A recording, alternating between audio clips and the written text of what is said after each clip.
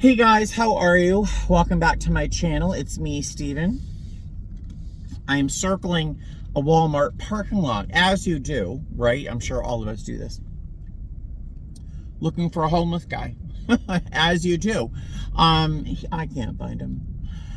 So, hi, I was just at Walmart here buying some snacks and some drinks and some things to eat for tomorrow. I've got a one-day trip where I'll be gone for 10 hours, but I get credit for 6.5 hours. So it's a good amount of money for one day that I was supposed to be off anyway. So I figured I picked up that trip. I wanted to buy some snacks and things so I didn't have to eat like another muffin or another like ramen noodle on the plane because it's going to be a long day on the plane. But going into Walmart, there was this guy sitting like right between some bushes, and he kind of blended in because he was so brown. Like his skin, he was white, but his skin was just like, it looked like bronze. It was so patinaed with dirt and grime. The poor thing. He kind of looked like Charles Manson as well, so wasn't quite sure how I was going to approach him dressed like a Hawaiian. But he just looked so destitute, and I figured if I were him right now, I would like someone to hand me a bag with a bottle of water and some snacks, or some like good healthy snacks, you know, so, or anything. So I went into Walmart to buy my stuff, and I got a separate bag with the same snacks I bought for me and a bottle of water for him. Coming out to look for him, he was gone. I think security shushed him off, and I just drove around the parking lot hoping to see him, but no. And, oh God, all the feelings came out here at Walmart. I was in the parking lot before I got out of the car. And there was this white minivan right across from me, across the aisle, with the back hatch open. I'm looking in, and it's a white minivan with a cot of some kind off to the side. Off to the other side, there was a stack of the white plastic drawers you can buy at Walmart. You know, there was other stuff all piled around that. And I recognized that, and it brought me right back to where I was 6.5 years ago. If you know my story, I lived in a minivan, very much like that, in Florida for a little while. And seeing that, why does that car have to be so loud? Can you hear it? Seeing that van just brought me back, and then seeing this young man who was obviously in a tough situation just brought all the feelings. Gosh, so I had to tell you, because I tell you everything.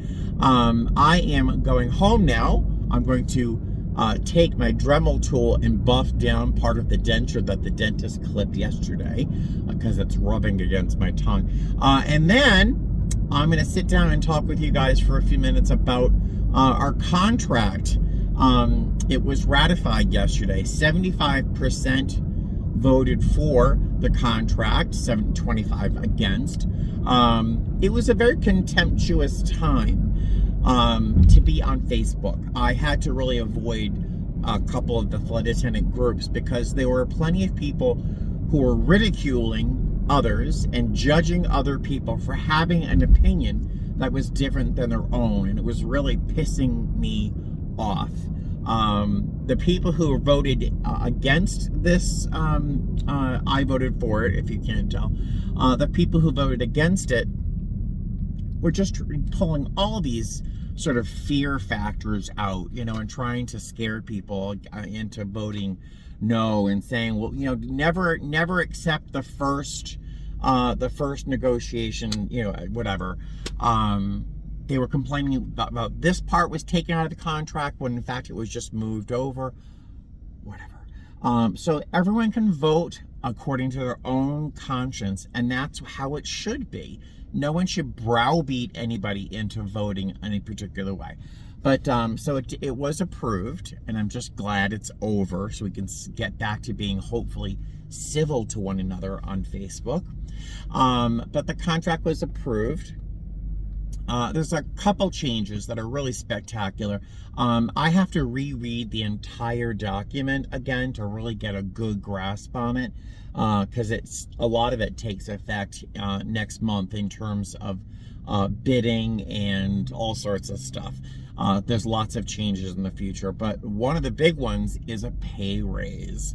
My airline is one of the lowest paid, or it was one of the lowest paid in the industry when it comes to flight attendants, and I think that we may not be too high up in the ranking right now, but we're much better than we were this month.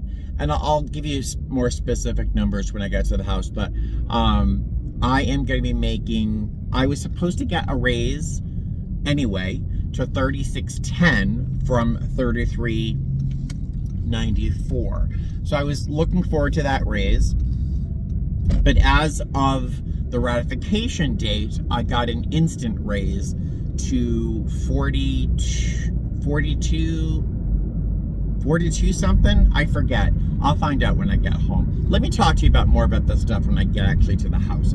I'll see you soon. Hey guys. Look who I captured for a little cameo. Want to say hi to your friends? It's a little cameo because he doesn't want to be held. Unless he wants to be held, which is very much like me. Right? Right, honey? All right, so I'm losing light real quick, so I better film this real fast. I don't have a full copy of the contract as it now stands. It's in an email somewhere. I really can't find that email.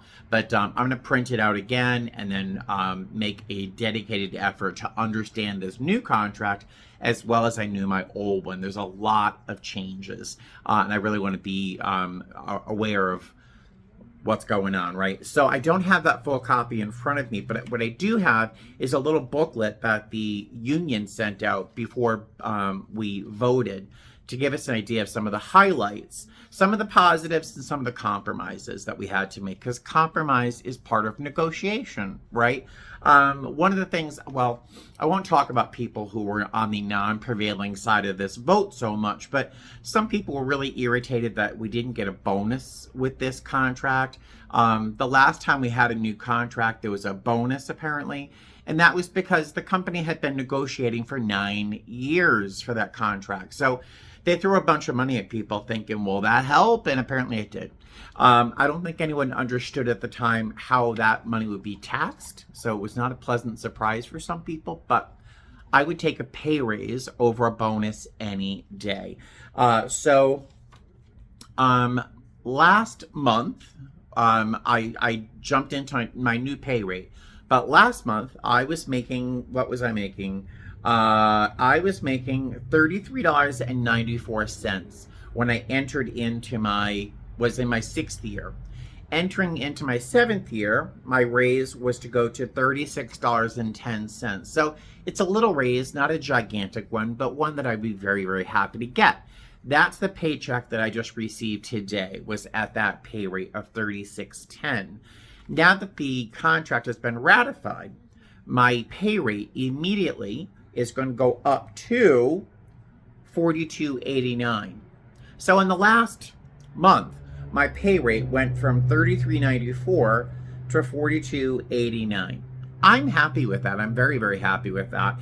It's still probably not what some other airlines pay for for someone who's been with an airline for 6 years, but I'm not going anywhere. I do love my company. I love my job, and I'm too old to start over again with another airline, honestly. If I were 25 years old, maybe I'd think about it, but I'm going nowhere right now except where I am. And as of January, I should say, by the last paycheck of this month, I will get retro pay, the difference between my old pay rate and my new one, for the first half of this month. So I'll get a little bit more money in my next paycheck than I would normally have seen. As of January 2024, my pay rate is going to go from $42.89 to $45.42. So again, just the contrast between last month, my pay rate being $33.94, my pay rate as of January, which is an eye blink away, will be $45.42. So that's a significant difference for me and my life. That means I could start putting money towards what I'm going to need to pay off my car. I'm going to buy my car. It's a lease currently, or put more money towards my mortgage and try and pay that thing off before I die. That would be nice. So the pay rate is just really significant. I'm very, very happy. I've spent almost 4 minutes talking about it. So let's see. They maintained our medical plans with no increase to the premium. Maintained all the plan provisions, which was great. Our insurance is some of the best in the industry and certainly in the country. Reserves, if it's a 31-day month, we'll get 1 extra day of reserve. Open time. Now, our bidding process is going to be very, very different. As it stands, bidding starts on the 12th, ends on the 17th. We receive our bid award on the 17th, so we know what our schedule next month will be by the 17th. And then we have a certain amount of time to challenge that, just in case we think the company made a mistake in terms of seniority or something. Then after that period, there is something called open time, which is based on seniority. So if there's a trip on the open time board that you want, you can ask for it, you can submit for it, but it goes to the first person who has higher seniority than anybody else. So, and that's how it is. And that's how it's always been with our company. There's the trade board, which is first come, first serve. And that goes, if you're the first person to click on it and you're legal for it, you'll get it. Now the change is going to be, bidding is going to start on the 10th. It's going to end on the 13th. So we only have 3 days to bid. And then there'll be 3 days of open time that is seniority based, like it is right now. But after that, it's going to be first come, first serve. Now that really I said that twice in this video. That really upsets a lot of people who are senior because, the first thing they're going to say is, one of the benefits of seniority, I've earned the right to get the trips I want first. I've earned this, and I get it. I know what seniority is like. I know how hard it is to gain seniority in this company, in this industry. But to me, personally, this just feels more fair to junior flight attendants. People on reserve, for example, will have almost as much ability to get a trip as I do as a line holder, depending on what they're legal for. I just think this is going to be more fair for everybody. There'll be less picking up trips, because a lot of senior people pick up trips and then drop them to their friends or family or whomever. And this will just make things a lot more fair, I think, a little more equitable. Blah, blah, blah. 8 hours minimum in the hotel from key to van hotel. So there are times that we will get a reduced rest. And because of delays and whatnot, we actually don't get 8 hours in our hotel room. We may only have 6 and only be able to sleep for 4, and that would have been legal. Now we have like minimum 8 hours in our hotel room. What else?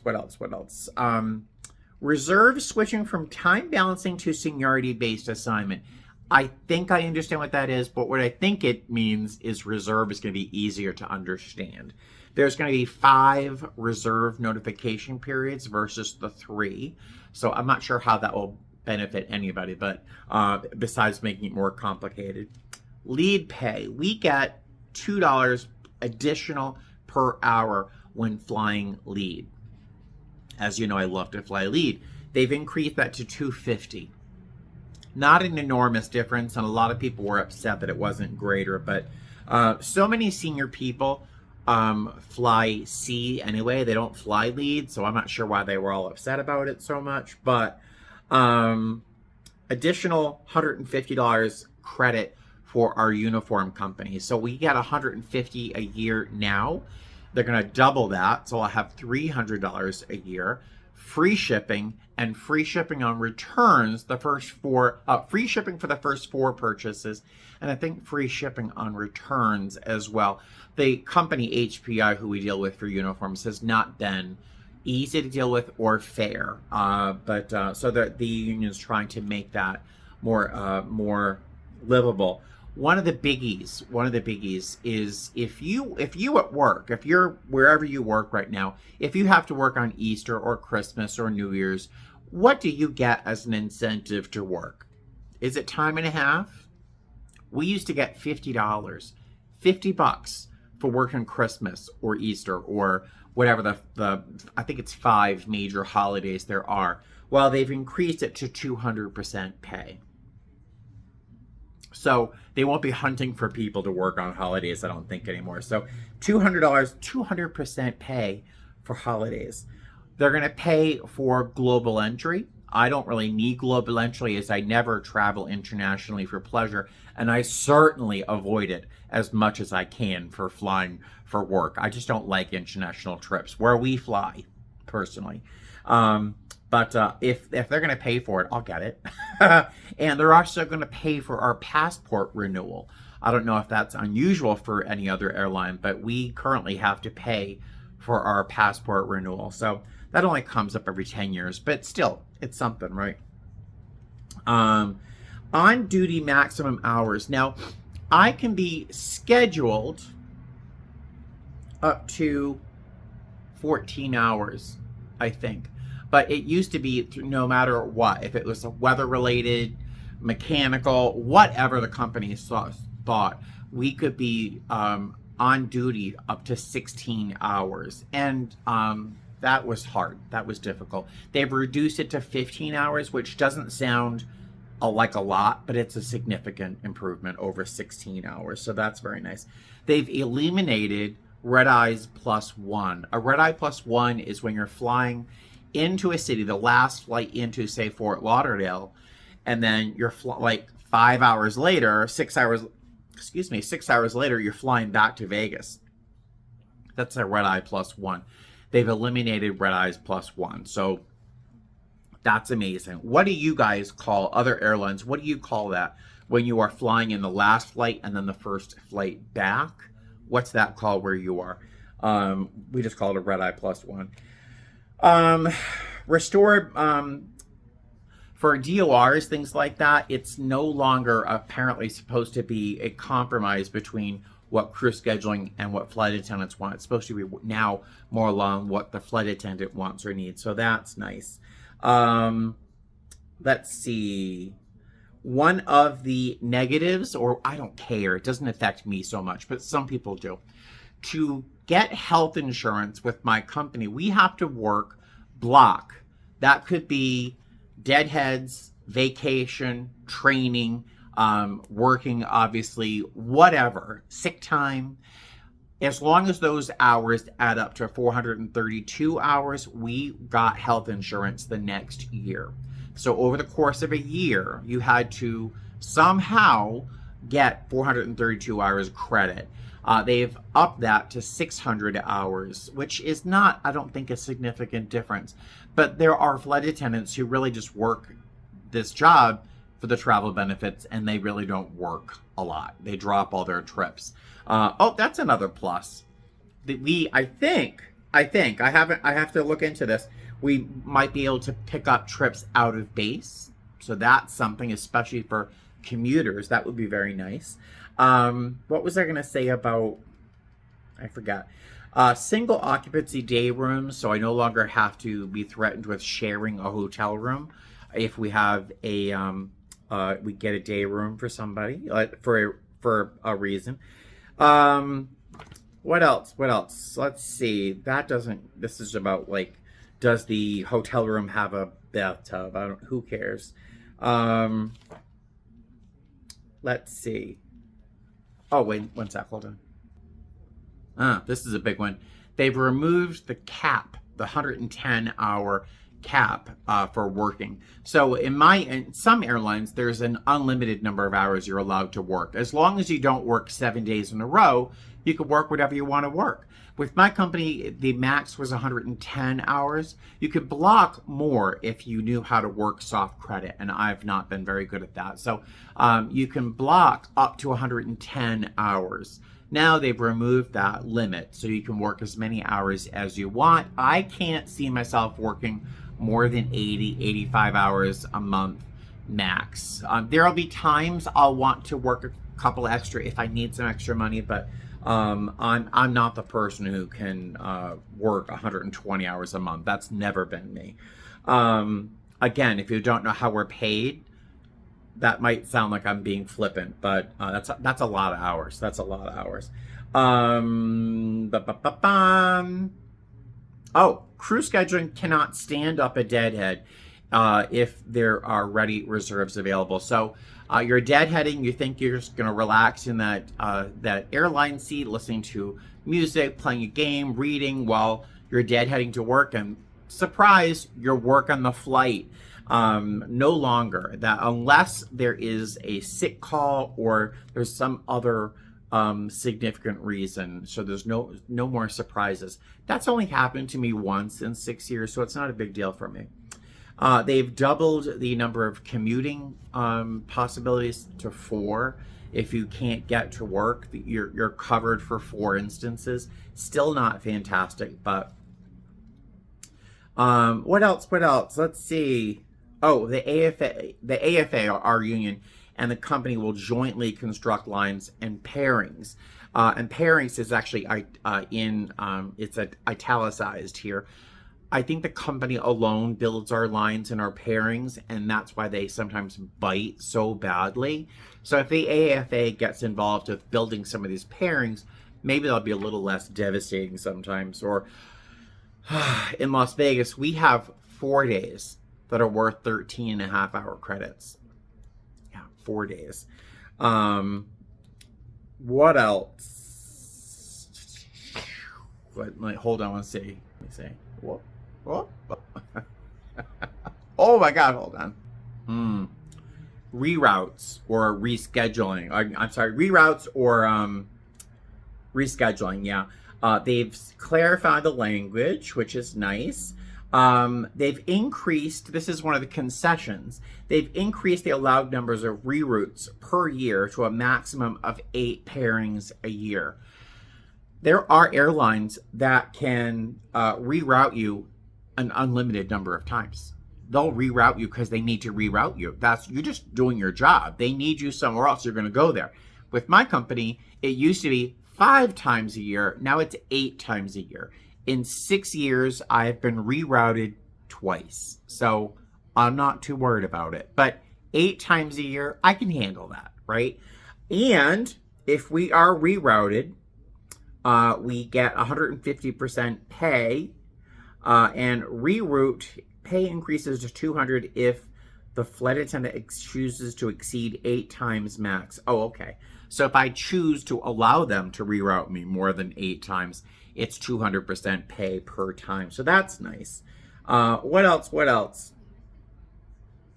Oh, rules concerning DOR redemption were created. DORs will be granted per the flight attendant's request if the day meets the following criteria. Wow. So DOR is a day of restoration. Say I am on a trip. I was supposed to be home by 11 p.m. on the 5th, and because of whatever reason, I don't get home till the 6th after 2 a.m. I would be owed a day off, which I could apply towards another trip. And depending on the trip, they might just take you off the whole trip. But you'll be pay protected, so that's nice. So it used to be, it had to be a day that both crew scheduling and the flight attendant agreed on, which was not always an amenable conversation. But now it's really up to the flight attendant, as long as there are some things that are met. What else? Oh, yeah, we were hoping to get more pay for training because we're only paid for like 4 hours a day in terms of training. Filling of vacancies. If you're being made to move, there are moving expenses that are definitely increased from like $4,500 to $6,000. There's a couple other things about that. Keep the benefits. Keep our current benefits and premiums. The same 401k. It's a different video. Whatever. V files are being removed. Let me look for something else good here. This is a big one. I think this is going to be a big one for a lot of people. The company NOIs, a notice of investigation. If you've done something wrong, you did something horrible, or something big happened, or something as menial as you lost your work device, I think you can get an NOI for that as well. Notice of investigation doesn't mean you're going to lose a job. It might mean nothing, and it might mean some points. It mean whatever. It could mean a whole bunch of things. But NOIs, now they can't look back more than, I think, 90 days. So if something happened 91 days ago, but they haven't brought it to my attention yet, because that's how things work sometimes, after 90 days, they can no longer bring it up. It's a non-issue. Too late. Sorry. And there's a whole bunch of things about NOIs. That was definitely worked on a lot. That now we're actually paid for an NOI meeting, which is nice too. Language. So there are some highlights as to our new contract. Certainly not a full discussion of every change and every any give or take. Compromise, that's the word. But I'm really happy with it. I'm very, very happy with it, especially the pay, because, boy, I need some money. All right, I think that's it for now. I want to thank you very much for joining me in this little chat. And the light is saying goodbye, so I will too. All right, good night. Fly safe. Bye.